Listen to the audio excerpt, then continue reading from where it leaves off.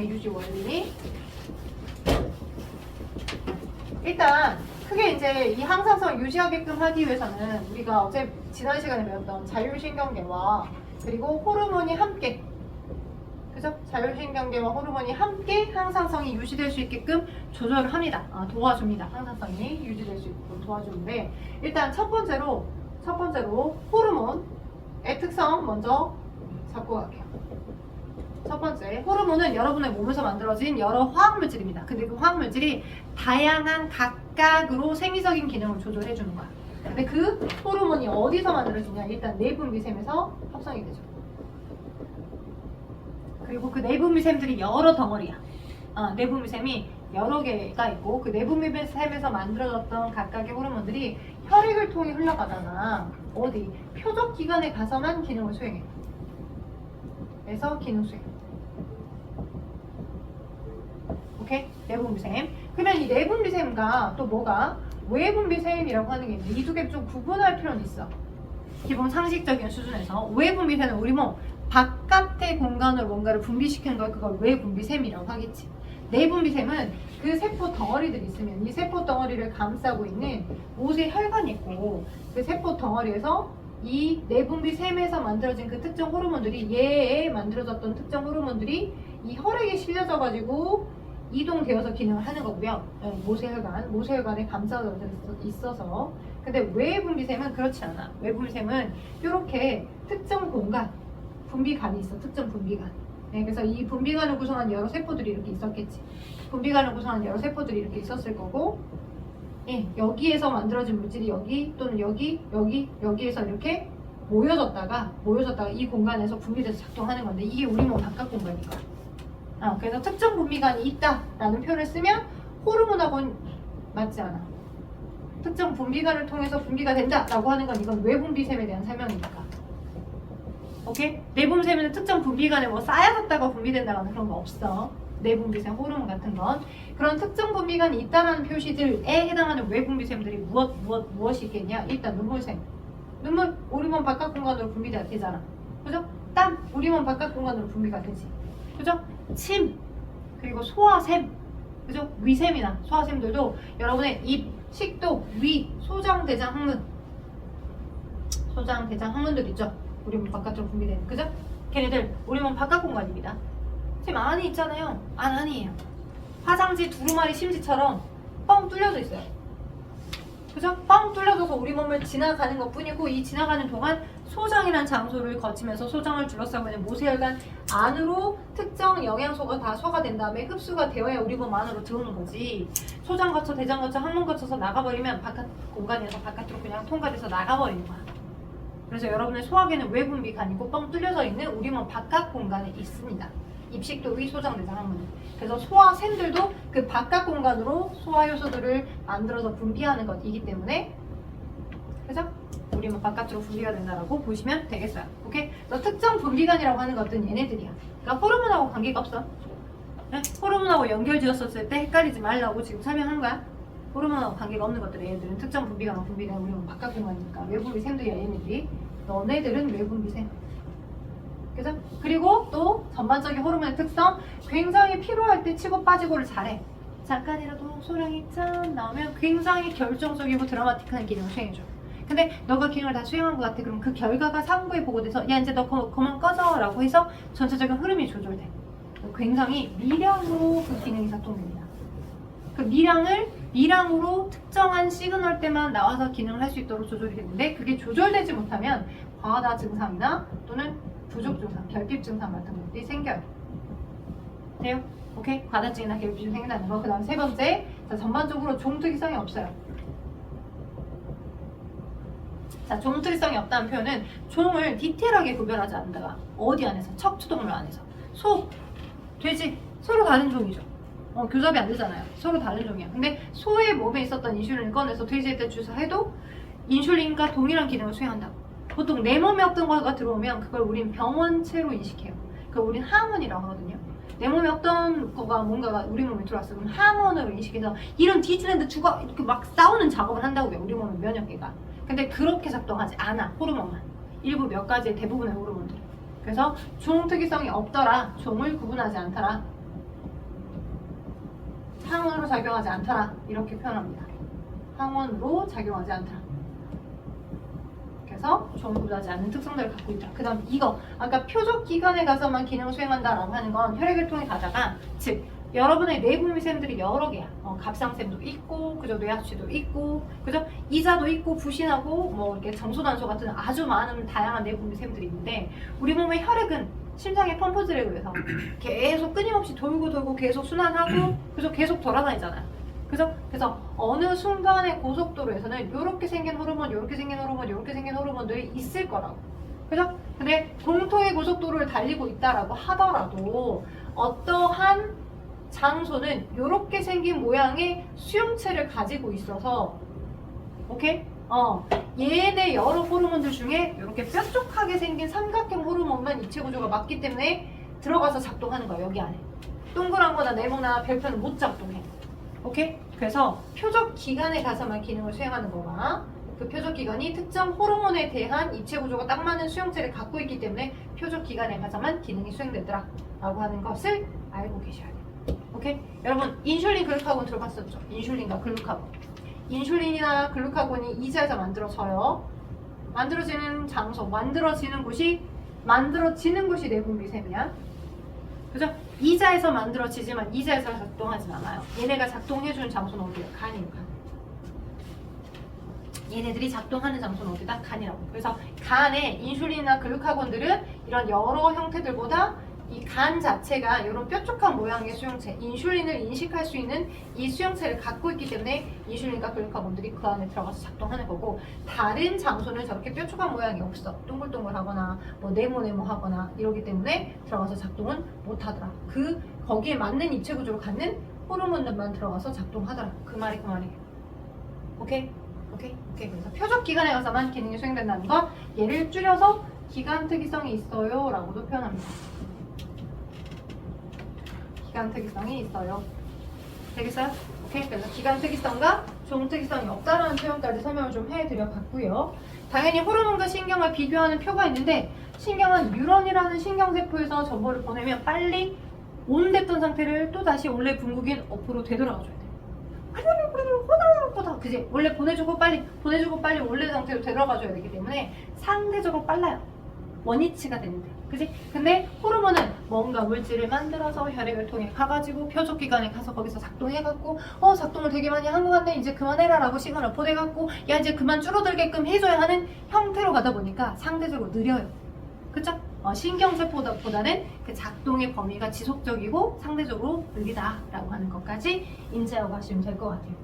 자, 그래서 거기 설명했고요. 이제 4번을 바탕으로 설명하면서 여러분이 메인으로 외우셔야 될 게 4번입니다. 4번을 바탕으로 여러 내분비샘의 위치와 호르몬의 종류들을 설명을 마저 하고, 시간이 되면 항상성 유지에 해당하는 3가지 측면까지를 좀 디테일하게 잡아드리면서 갈게요. 아니면 다음 주 월요일로 넘어갈 거고요. 오케이? 자, 일단 볼게요. 그럼 우리 몸에 존재하는 내분비샘들은 뭐가 있냐? 자, 내분비샘들. 일단 자, 내분비샘들의 가장 최고 짱! 그러니까 어떤 기업의 회장까지는 아니야. 회장이 가장 짱이죠. 대빵이니까, 대주주니까. 회장 밑에 사장이, 그죠? 회장 아들들이 이제 뭐 사장 한다거나 뭐 그러겠죠. 드라마 같은 데 보면. 그래서 그 사장급에 해당하는 게 뇌 하하수체입니다. 이렇게 뇌가 있으면, 그죠? 간뇌가 있었고 간뇌 시사마부가 있었잖아요. 그죠? 그 밑에 딸려져 있는 얘 파란색, 제가 뇌하수체예요. 그리고 저 뇌하수체가 여기 앞에 이마박 쪽이 있으니까 여기가 이제 이마박 정두엽일 거고 뒤에가 후두엽일 거고, 그죠? 그러니까 앞쪽에 이렇게 사이즈가 큰 부분이 있고 조금 뒤쪽에 사이즈가 작은 부분이 있어. 이 양쪽에서 분비되는 호르몬의 종류가 좀 달라. 중학교 때는 그걸 굳이 구분하지 않았고 그림도 차이를 두어서 기억해두어라 이런 거 안 나왔어, 중학교 때. 근데 지금은 뇌하수체 전엽의 그림, 사이즈 이 정도의 차이와 후엽 이거 구분할 수 있게끔은 알고 계셔야 돼요. 그래서 머리 쪽 위쪽부터는 뇌하수체 전엽과 후엽이 있고요. 내려올게요. 스캔트 것처럼 목 쪽으로 갈게요. 목 쪽으로 가시면 갑상샘이 있습니다. 남자도 갑상샘이 있고요. 여자도 갑상샘이 있습니다. 전립선은 남성 생식기관에만 있는 거고요. 그죠? 그래서 여기 보면서 전립선이라고 하시는 어떤 여성이 있다라고 하시면 뭔가 조금 이제 지적인 걸 의심을 해보셔야 돼. 헷갈리신 거거나. 아무튼 갑상샘. 그리고 중학교 때는 갑상선만 배웠어. 목을 감싸고 있는. 근데 중학교 넘어서 이제 고등학교 올라가시면 이 목 쪽을 감싸고 있는 갑상선 뒤로 4개의 조그마한 덩어리들인데 이 4개의 조그마한 덩어리들은 부갑상샘이라고 해요. 여기서 분비되는 호르몬의 종류가 좀 달라요. 알아두셔야 돼. 오케이? 자, 갑상샘도 있고요. 부갑상샘도 있고요. 자, 다음 스캔트 커서 아래로 내려올게요. 더 내려오니까 뭐가 있어요? 이자가 있습니다. 이자. 오케이? 그리고 더 내려오니까 콩팥이 있고요. 콩팥에 모자를 씌워놓은 것처럼 생긴 게 있습니다. 자, 얘를 콩팥을 예전에 뭐라고 했냐면 신장. 우리 뭐 신장암 들어보셨죠? 네, 신장이라고 해서 이 신장에 마치 부속기관이다라고 해요. 붕신 아니고요. 부신입니다. 자, 외우기 쉬우라고. 붕신 아니고 부신. 그죠? 부신. 여러분 중학교 때 부신에서 만들어진 호르몬을 배웠어. 아드레날린. 그지? 근데 부신에서 나온 호르몬 아드레날린만 있는 게 아니라 부신에 고등학교 때는 겉질이 있고요. 부신의 겉질. 겉질에서 분비되는 호르몬도 있지만 속질에서 분비되는 호르몬도 있어서 그 두 개를 디테일하게 나눠서 배웁니다. 겉질에서 분비되는 호르몬, 속질에서 분비되는 호르몬. 여러분이 배웠던 아드레날린은 부신의 속질에서 분비되는 호르몬이었어. 그리고 중학교 때는 아드레날린을 배웠거든. 얘가 원래 정식 명칭 이름은 에피네프린이야. 도대체 왜 이름을 중학교 때랑 고등학교 때 다르게 얘기하는지 애들 헷갈리게. 예. 그래서 여러분이 배운 게 아드레날린이 얘예요. 얘가 어디서 분비돼? 부신의 속질. 선생님 노루 들어보면 그거는 교감의 말단에서 분비되는 거였고 신경전달 물질로. 네. 그래서 이 에피네프린과 화학적 입체 구조가 너무 유사해서 노르에피네프린이라고 하는 거고, 그죠? 비슷한 역할들을 하긴 합니다. 부신의 겉질과 속질에서 분비되는 호르몬들 부신에서 나오는 걸 배울 거고요. 그다음에 이제 정소난소 있겠다. 정소난소는 이쪽 사이드에 쓸게요. 정소, 난소. 그림 보시면 어디가 정소고 어디가 난소인지는 알고 가셔야 돼요. 난소 뿅뿅 두 개 있죠? 오케이? 자, 그러면 정소에서 분비되는 호르몬과 난소에서 분비되는 호르몬을 한번 언급하고 갈까요? 남성 호르몬 테스토스테론, 그죠? 정자 생성과, 그지? 남성화, 그죠? 난소에서 분비되는 여성 호르몬 뭐 있어? 에스트로겐하고 프로게스테론. 중학교 때 프로게스테론 안 배웠을 거야. 근데 에스트로겐하고 프로게스테론이 이제 생리 주기를 전후로 하여서 그 호르몬의 어떤 패턴의 변화에 의해서 계속 생식력을 갖고 있냐, 그렇지 못하냐, 이게 점점 감소가 되면서 이제 여성은 폐경을 경험하게 되겠죠. 오케이? 여튼 이 두 개가 여성, 남성에서 분비되는 생식선들이고 거기서 걔네들도 호르몬을 만들어내니까 내분비샘들이야. 근데 중요한 건 그 정소하고 난소에 분비되는 여성, 남성 호르몬이 갑자기 갑툭튀로 걔네들이 자체적으로 남성 호르몬의 분비를 딱 시키는 게 아니야. 누구의 장을 받냐? 여기. 내가 전염의 장을 받아. 즉 여기가 사장님이잖아요. 비유하자면 너는 회장님. 비유하자면 간내가. 오케이? 그러니까 자, 하위 내분비샘들에게 야, 너 이럴 땐 이렇게 해야 돼. 너 저럴 땐 저렇게 해야 돼. 너 지금 이때 이래야 되겠어 라고 하는 굉장히 많은 자극 호르몬을 만듭니다. 오케이? 그런 자극 호르몬에 갑상샘 자극 호르몬이 있고요. 약자로 써줄게요. TSH가 갑상선 자극 호르몬이야. 문제 풀 때 나오니까 알아두세요. 그리고 나도 귀찮아서 지금 영어 이니셜로 쓸 거야. 줄여서 갑상선 자극 호르몬. H는 호르몬. 그치? 길게 쓰기 귀찮으니까. 야, 갑상샘아, 너 일할 때야? 이래야? 라고 명령 주는 거예요. 그치? 네, TSH는 어서 만들어서서 뇌하체 전역에서 만들어서서 야, 갑상샘아, 니 일해야 될 때야? 이렇게 명령 주는 거. 야, 정소야, 너 지금 테스토스테론 만들어내겠어? 라고 할 때가 생식선 자극 호르몬이 분비가 되는 겁니다. 오케이? 즉, 생식선 자극 호르몬. 두 종류 있거든요. FSH, LH. 여러분 책에는 그냥 생식선 자극 호르몬이라고만 나와 있을 거야. 그쵸? 성호르몬의 분비 촉진. 그죠? 근데 걔를 디테일하게 들어가면 여포 자극 호르몬이 있고요. 여포 자극 호르몬, 황체 형성 자극 호르몬이 있어요. LH. 둘 다 나 그냥 싹 싸잡아서 그냥 생식선 자극 호르몬이라고 하는 거야. 둘 다. 여러분의 책에서는, 여러분의 호주 책에서는. 그래서 그 호르몬에 먼저 선빵으로 야, 너네 지금 호르몬 만들어야 돼 라고 하는 자극을 받아서, 즉 누가 사장님이 명령을 해주니까 그 명령에 받아 그 다음에 각각의 해외 업무팀, 홍보팀이 그 다음에 일을 진행하는 거야. 되죠? 오케이? 오케이. 자, 그 다음 또 무엇도 있냐면 뇌하수의 전압에서 분비된 자극 호르몬 중에 ACTH도 있어.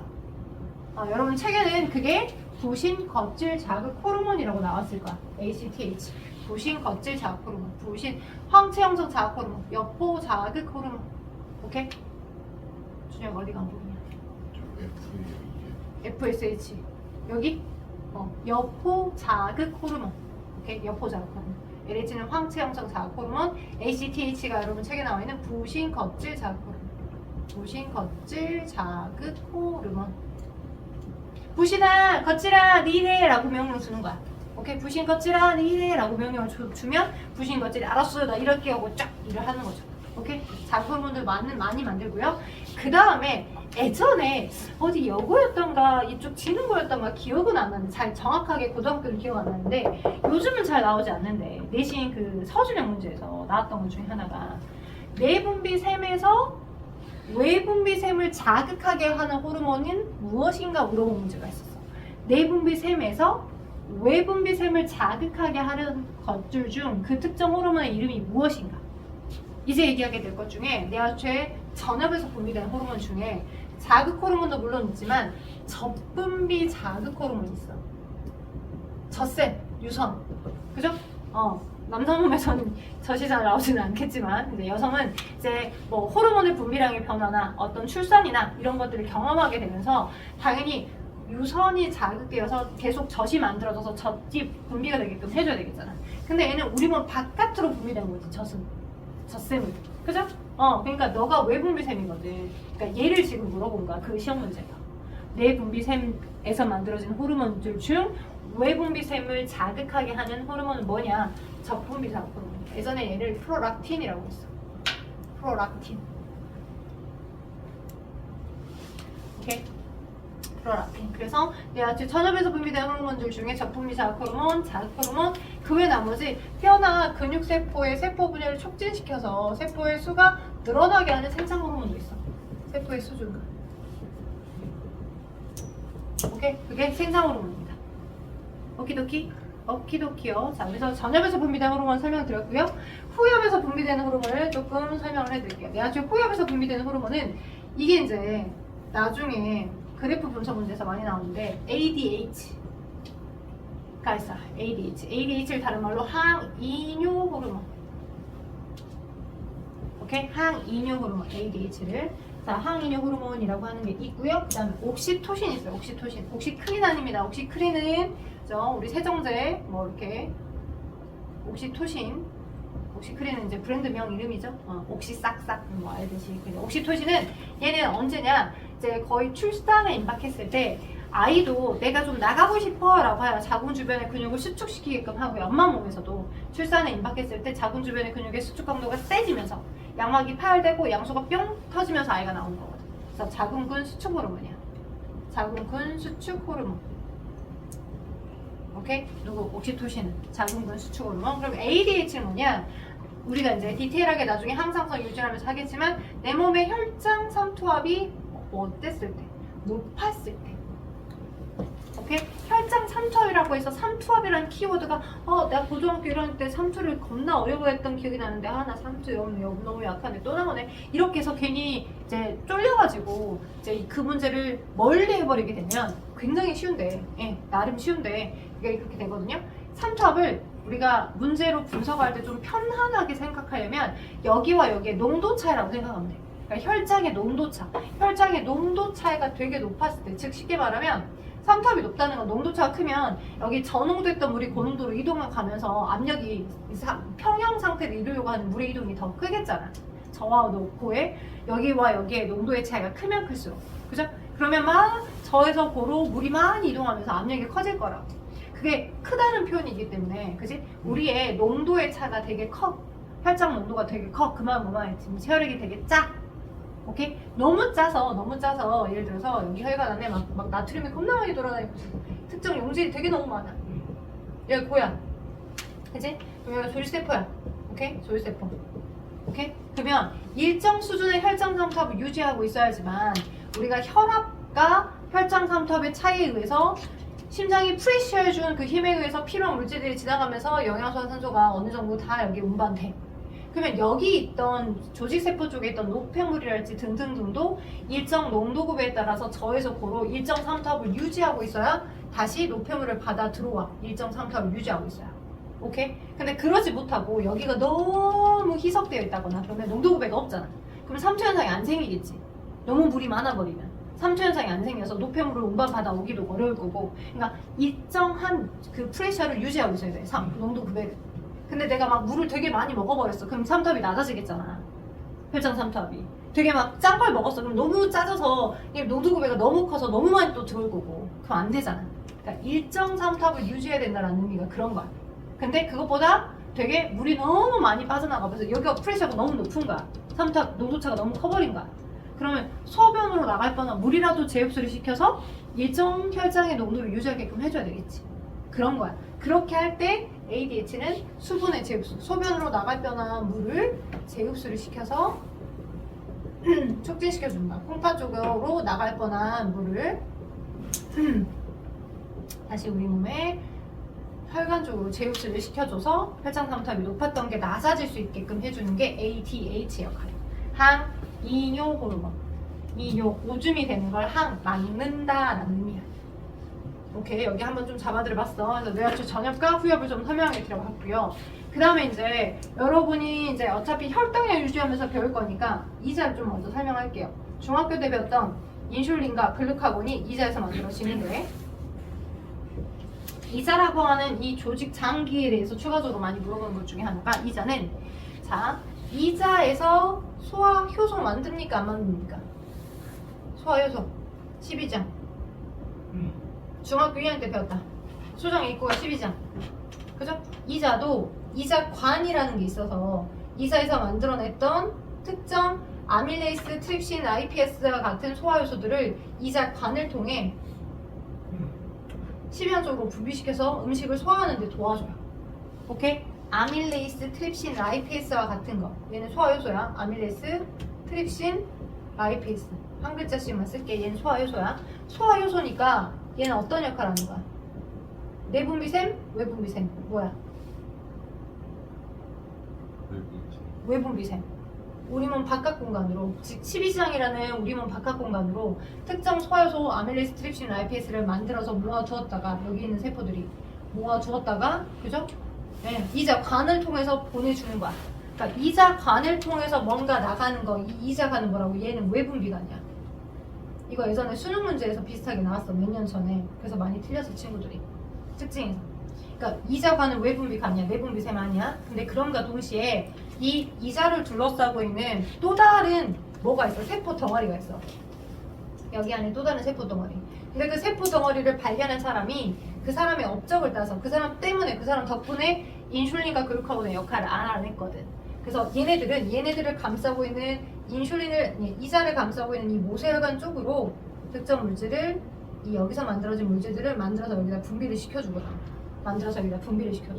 오케이? 그래서 요렇게 있는 세포들 무리를 알아냈는데, 여기 중에 좀 더 많은 개수를 가지고 있는 게 베타세포고, 조금 더 적은 개수를 가지고 있는 게 알파세포. 오케이? 그래서 베타세포라고 하는 덩어리, 얘네들은 예전에는 또 거기 위치까지를 꼭 집어줘가지고 물어보는 문제가 좀 나왔어. 알파세포와 베타세포 두 개가 있는데, 알파세포에서 만들어내는 물질이 글루카곤이라는 호르몬이고, 베타세포에서 만들어진 물질이 인슐린이라는 호르몬이네. 오케이? 그 호르몬을 만들어서 그 호르몬들이 어디로, 이자관을 통해서 이동해 가는 게 아니고, 그죠? 소화관으로 분비되는 게 아니고, 여기를 감싸고 있는 모세혈관에 실려져서 인슐린이나 또는 글루카곤들이 기능한다고. 오케이? 인슐린이나 글루카곤들이 각각의 표적기관에 가서 기능을 한다고. 맞죠? 오케이? 그래서 이 알파세포나 베타세포의 각각의 역할을 알아낸 그 사람의 업적을 따서 기리자라고 하여 그 사람의 이름을 따가지고, 네, 여기 이 부분의 세포 덩어리, 이 이자의 특정 세포 덩어리, 인슐린과 글루카곤을 만들어준 세포 덩어리를 랑게르한스 섬이라고 해. 응? 선생님, 제가 한스 영어학원은 다녀봤는데 그 한스가 그 한스인가요? 라고 하실 수 있는데 전혀 상관없고요. 이름이 랑게르한스고요. 섬은 그냥 지역이라는 뜻이야. 그 지역. 에어리어. 오케이? 네, 그래서 랑게르한스 섬은 누구? 알파나 베타 세포들, 즉 호르몬을 만들어주는 세포의 내분비샘들을 말하는 거야. 그래서 여기서 할 수 있는 건, 이자는 유일하게 외분비샘과 내분비샘 기능을 두 개를 동시에 하는 거다. 그죠? 유일하게 여러분의 장기 중에 이자. 얘를 조금 고급진 표현으로 뭐라 할까? 무슨 장이라고 할까? 췌장 알아? 췌장? 췌장암 들어봤지? 췌장암. 얘가 췌장이다. 이자가 췌장. 병원에서 쓰는. 그러니 얼마나 중요한 일을 많이 해. 소화효소의 역할도 해줘.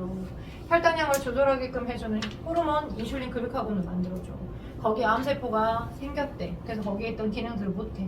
췌장암에 걸리게 되면 뭐 다른 암들도 다 증상이 좋지는 못하죠. 근데 이제 엄청 말라요. 양분 흡수가 안 돼. 그리고 혈당 조절도 안 돼.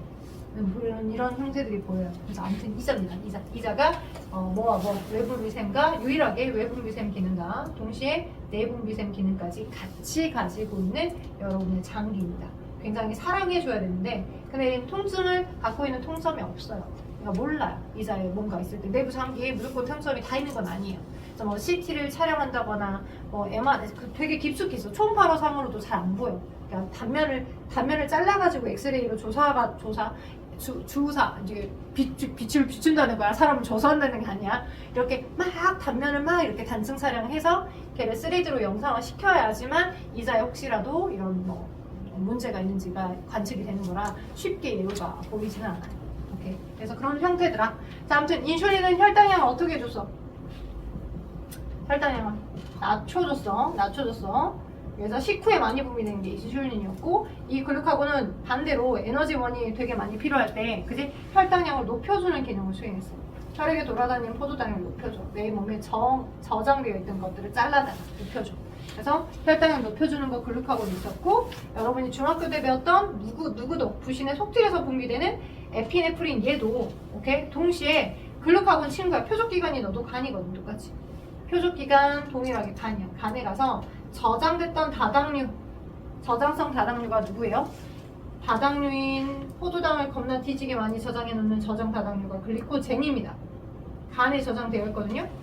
여러분이 밥을 많이 먹은 직후 그래서 이 저장됐던 다당류들 중에 얘를 잘라다가 우리 몸이 필요하면 얘를 포도당으로 단당류로 바꿔서 한 개의 당으로 바꿔서 어디로 얘를 감싸고 있는 혈관으로 해서 혈액에 포도당이 늘어나게끔 해주는 거죠.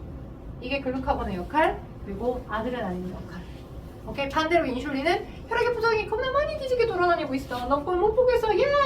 너 돈 많이 벌었다고 플렉스하지 말고 저장해놔 하는 게 이게 인슐린의 역할.